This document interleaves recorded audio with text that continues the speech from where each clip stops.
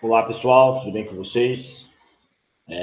Hoje vamos dar continuidade à nossa aula número 5, né? Que é o fenômeno de eco de spin, que é um fenômeno super importante aí para a gente dar continuidade para nossas aulas. Vamos lá. Para o conteúdo dessa aula, né, hoje são tópicos mais curtos, mas o assunto é muito importante, tá? Vou tentar deixar mais resumido e mais claro para vocês, né? Nós vamos iniciar falando sobre a heterogeneidade do campo B0, tá? Vou explicar para vocês o que acontece ali. Em seguida, nós vamos ver o que é esse pulso de 180 graus, né? Qual que é a sua função, que ele é extremamente importante para as imagens, né, de ressonância magnética. E eu vou trabalhar muito com o simulador para vocês, tá? O simulador ajuda didaticamente a deixar as coisas mais claras, né? Desde o início do curso, né, como eu falei para vocês, como a ressonância magnética trabalha de uma maneira, fenômenos quânticos, é difícil a gente relacionar, né, trazer, contextualizar, né, para a gente deixar as coisas mais claras. Então, eu vou sempre trabalhar fazendo analogias para deixar as coisas mais claras. Bom, vamos lá. Puxando o gancho da aula anterior, né, nós trabalhamos sobre a relaxação da magnetização. Voltando, né? Quando a gente fala em equilíbrio térmico, eu falei para vocês, é quando o vetor magnetização ele está paralelo ao campo, ao eixo Z, né? E quando eu ligo o campo B1, né, o campo oscilante, né? Ele vai, o vetor magnetização vai para o plano transversal, né? Com a mesma frequência, a frequência de Larmor. E no momento que eu desligo o meu campo B1, é que ocorre o fenômeno da relaxação. Essa primeira imagem, né? A gente pode ver a relaxação transversal, né? Que a gente fala o tempo T2 ali, né? Relacionado ao plano XY, que a gente chama de plano transversal, né? A magnetização ela vai diminuir, né? Nós vimos também o gráfico dela na aula anterior. E nessa figura de baixo, né, nós temos a magnetização longitudinal, que é em relação ao sentido do eixo Z, tá? Ela vai aumentando ao longo do tempo, tudo bem? Que está relacionado com o tempo 1. Isso eu expliquei na aula anterior, só para a gente puxar o gancho. Bom, agora vamos trabalhar. Vamos dar início então. Até agora nós vimos que o campo B0, né? Vou até colocar um zero aqui, desculpa. É o campo principal. A gente trabalhou ele de uma maneira homogênea, ou seja, para diferentes posições do espaço, o campo ali vai ser o mesmo, né? Seria o mesmo até onde a gente trabalhou. Só que, na verdade, não é muito bem assim que acontece, né? Na verdade, a gente vai ver que para diferentes posições do espaço, nós teremos campos B0 diferentes para diferentes valores, né? A gente chama isso de heterogeneidade do campo, né? Ou seja, ao longo do espaço, né, para diferentes posições, nós teremos valores de campos B0 diferentes, né? Nós não teremos os mesmos valores ali, né? E isso acontece porque é muito difícil você produzir um campo intenso, né, e forte, né, de maneira que ele seja igual em todo o espaço, né? Então a gente vai ter essa heterogeneidade. E o que acontece? Esse fenômeno da heterogeneidade que ele vai proporcionar? Ele vai proporcionar o seguinte: se a gente for analisar que para diferentes posições do espaço, né, vamos imaginar, por exemplo, eu vou até explicar para vocês no simulador. Vamos imaginar que a gente tem uma determinada região, né, ali, e a gente divide essa região em cubinhos, né, que a gente vou até falar para vocês que são voxels, enfim. Não só tenho detalhes, mas para frente eu explico melhor.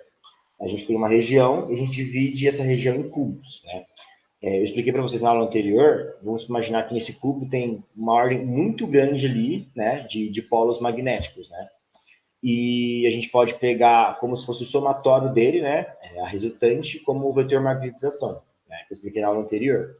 Então, se eu pegar esse espaço e eu dividir ele em bloquinhos, né, que a gente chama de voxel, cada bloquinho desse tem um vetor magnetização, tá?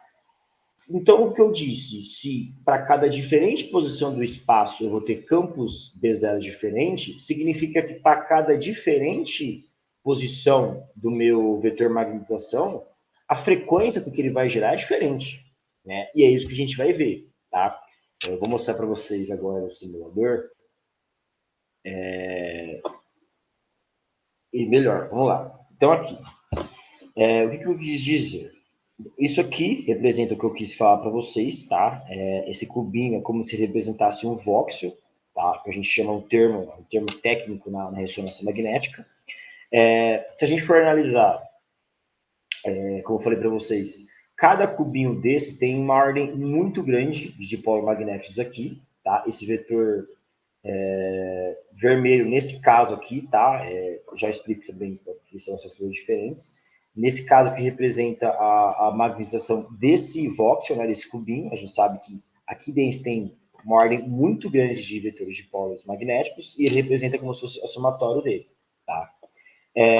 Como vocês podem ver, para diferentes, né, voxels, né, cubinhos desses, nós temos cores diferentes, ou seja, a magnetização, por exemplo, desse aqui, ó, lá do fundo, lá, não sei se para vocês verem, é o violeta, tá? O que representa essa cor diferente? Significa que essa aqui, pensando nas cores do arco-íris, né? O vermelho vai ter uma frequência menor, né? E esse violeta, né? Vai ter uma frequência maior em relação ao giro, tá? A frequência dele, tá bom? E outra coisa importante também, esse vetor B0, desculpa, né? Esse vetor azul, né? Representa o vetor B0, ou seja, como disse para vocês, para diferentes posições, fazendo uma analogia simples. Vamos supor que eu estou falando aqui, que é um plano direção X, por exemplo, tá? Como vocês podem ver, para aqui, nessa aqui, o vetor B0 ele tem um tamanho, né? Se a gente for andando ao longo dessa direção X, né, nós encontraremos diferentes valores de B0, né? Que vocês podem ver aqui. Então, para diferentes posições, né, do espaço que eu mostrei para vocês, nós teremos diferentes campos B0. E o que vai proporcionar? Vai proporcionar que cada vetor magnetização desse, né, de cada voxel, vai precessionar com uma frequência diferente quando eu aplico o meu campo B1. Tá? Nós vamos ver isso, né? O simulador vai mostrar isso. Que quando eu dou um pulso B1, né, a gente sabe mais ou menos que o campo, o vetor magnetização, ele está paralelo ao eixo Z, ele está no equilíbrio térmico. Então, por enquanto, não pulsei o B1, tá? Ele está no estado de equilíbrio. E a gente vai ver o que acontece quando eu dou um pulso B1, tá? Para um campo heterogêneo, tá? Lembrando que o vermelho, então, é a magnetização com maior frequência, e o violeta aqui, né, é com a menor frequência, tá bom? Vamos lá, então, vou dar um pulso B1. Lembrando que do lado direito aqui nós temos o eixo Z, né, que é onde está... Agora esse vermelho, tá, gente? Ele representa também o somatório de todos esses cubinhos aqui, tá? É como se fosse o somatório resultante que eu expliquei na aula anterior, tá?